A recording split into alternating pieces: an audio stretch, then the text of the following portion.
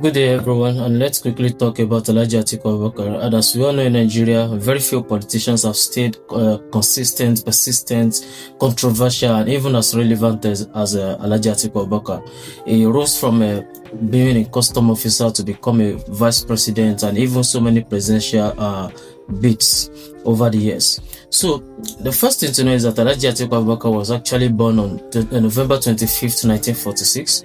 He was raised in Adamawa State in a modest background, and he built his early career from Nigerian Customs Services, where he later rose to become a senior rank. He even became a deputy director.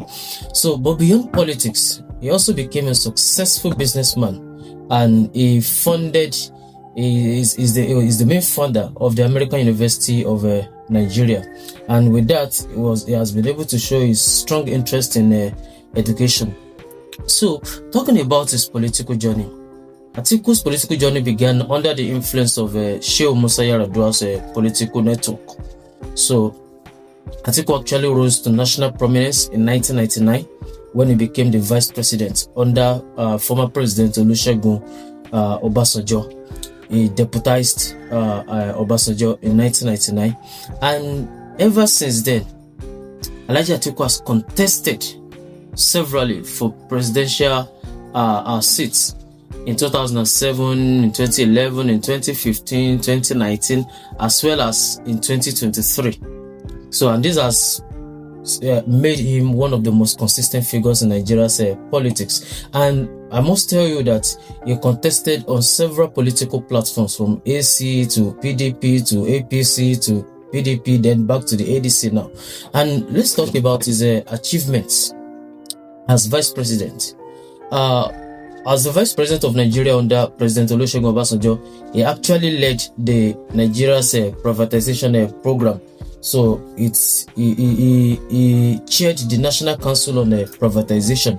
So, and he helped push economic liberalization policies. So when people are saying Atiku so this, so that, is because he was the chairman of National Privatization Council. So, and he's widely credited for promoting private sector driven growth and also encouraging foreign investment. In a very simple term, is a capitalist. I can even say an aggressive capitalist.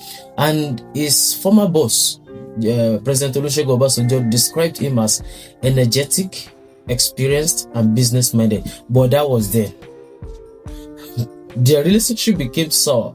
The relationship became sour later, and Obasanjo criticized Atiku on the issues of trust. What are the political ideology of Atiku Abubakar? His political ideology centers on economic liberalism. He believes in privatization, absolutely. He believes in restructuring Nigeria's federal system. He has said that severally.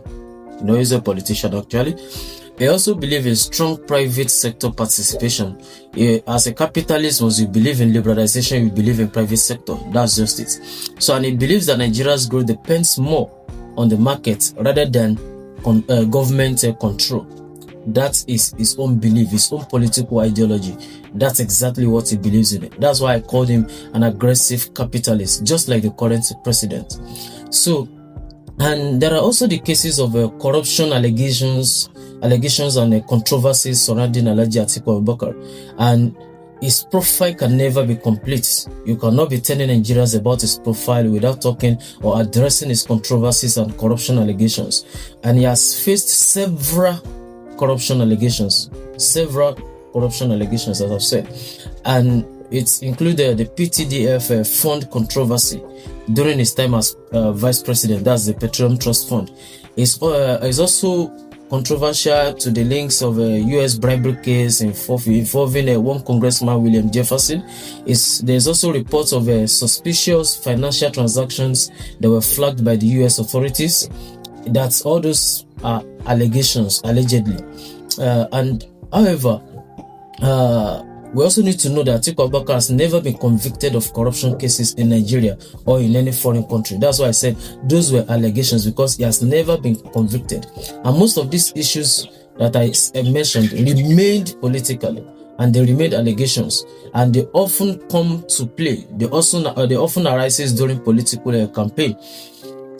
Well, in conclusion, we can say that Alhaji Atiku Abubakar also still remains a defining figure in Nigeria's Fourth Republic in this our current dispensation. He's been resilient, he's been influential, and as well as controversial because there are so many allegations. To some people, especially his supporters, they said he is a reformer, he is a unifier who understands the economy. But to others, to other Nigerians, they believe that he represents the old political elite that is part and parcel of the current establishment. But one thing is very certain, his impact in Nigerian politics cannot be ignored. So, what's your own view on Alhaji Atiku Abubakar? What do you think regarding his corruption allegations? What do you think about controversies surrounding his persons, his personality, his integrity, his competencies, his age, and everything altogether? Drop your thoughts in the comment section and don't forget to like and subscribe for more political deep